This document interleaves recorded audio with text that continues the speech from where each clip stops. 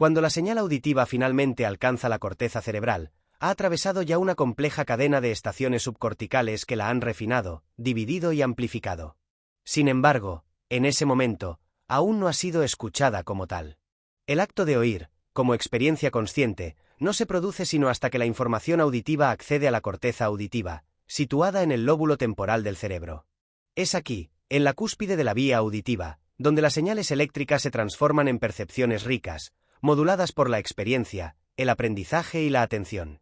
La corteza auditiva primaria, también conocida como área de Esl, está ubicada en la circunvolución temporal superior y está lateralizada en el hemisferio izquierdo para la mayoría de los diestros, aunque ambos hemisferios participan activamente en el procesamiento auditivo.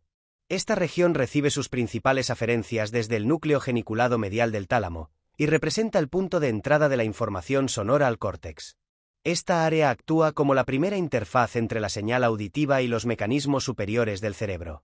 Una de las características más notables de la corteza auditiva primaria es su organización tonotópica, que significa que distintas frecuencias del sonido están representadas en distintos puntos del tejido cortical, en una disposición ordenada.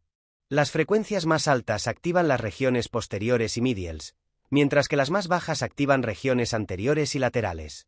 Esta organización refleja la misma lógica que en la cóclea, lo que sugiere una continuidad estructural y funcional desde el oído interno hasta la corteza.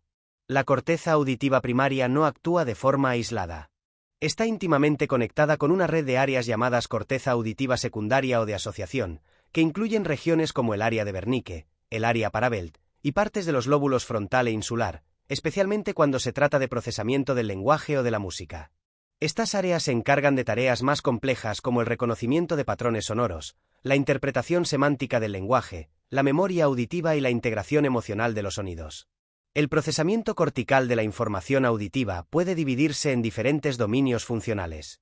Uno de ellos es la percepción fonológica, fundamental para la comprensión del habla.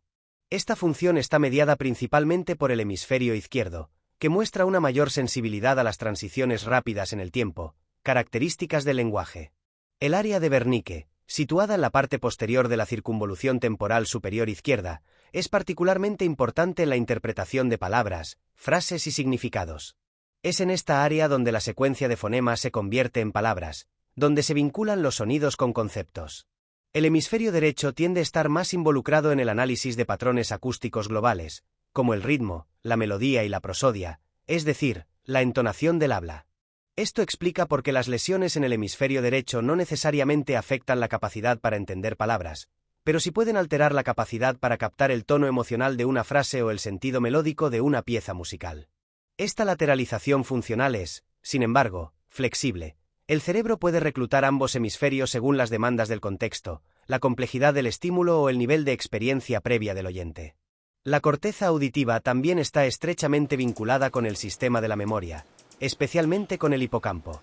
Esta conexión es esencial para el reconocimiento de sonidos previamente escuchados, para la identificación de voces familiares, y para el aprendizaje de nuevos fonemas o melodías. De hecho, muchas veces se dice que oímos con el oído, pero reconocemos con la memoria. Cada nuevo estímulo sonoro es comparado con una biblioteca interna de sonidos previos almacenados en la memoria auditiva. Si el patrón coincide con algo conocido, lo reconocemos. Si no, el cerebro lo marca como nuevo o extraño, activando diferentes respuestas cognitivas o emocionales. Otro componente esencial del procesamiento auditivo en la corteza es la atención. No todos los sonidos que llegan a nuestro oído alcanzan la conciencia. Constantemente, nuestro sistema auditivo es bombardeado por información acústica. El zumbido del ventilador, el ruido del tráfico lejano, las conversaciones de fondo.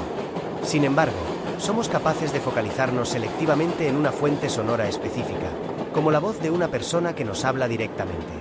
Este fenómeno, conocido como efecto fiesta de cóctel, implica la participación de circuitos atencionales que modulan la sensibilidad de la corteza auditiva según los objetivos del oyente. En otras palabras, no solo oímos lo que suena, sino lo que es relevante. Dentro del procesamiento cortical, también se observa una dimensión emocional, ya que muchas experiencias auditivas generan reacciones afectivas. Un grito puede desencadenar una respuesta de alarma, una canción puede evocar nostalgia, y una palabra puede herir o consolar. Estas respuestas son posibles gracias a las conexiones entre la corteza auditiva y regiones como la amígdala, el sistema límbico y la corteza orbitofrontal. Así, el sonido no es solo un dato físico, sino también un fenómeno subjetivo cargado de significado emocional y social. Además, la corteza auditiva participa en procesos predictivos. Es decir, el cerebro no solo reacciona a lo que oye, sino que constantemente predice lo que debería oír. Este modelo de funcionamiento basado en la predicción y el error de predicción permite, por ejemplo, anticipar la continuación de una melodía, completar una frase interrumpida o detectar un error en una secuencia acústica. Estas predicciones no solo aumentan la velocidad de procesamiento, sino que permiten generar expectativas. Cabe destacar que la corteza auditiva no trabaja de manera uniforme ante todos los sonidos. Existen neuronas altamente especializadas en diferentes tipos de estímulos. Algunas responden exclusivamente a ciertos fonemas, otras a la dirección de un sonido en el espacio, otras a la cadencia rítmica y otras a la complejidad armónica.